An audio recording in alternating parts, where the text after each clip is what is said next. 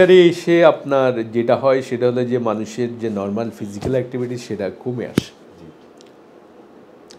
আর কোল্ডে যেটা হয় সেটা হলো মানুষের নর্মাল সার্কুলেশনটা রিডিউস থাকে।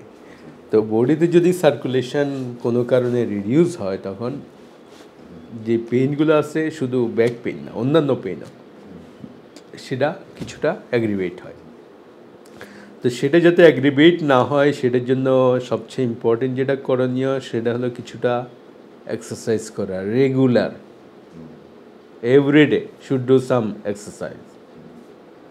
এটার প্যারালাল যদি রেগুলার হট শাওয়ার করা যায়, যেটা গরম পানি দিয়ে গোসল করা বলে, একটু সময় নিয়ে যদি করা যায় তাহলেও কিন্তু এই ধরনের পেইনগুলো কম হয়।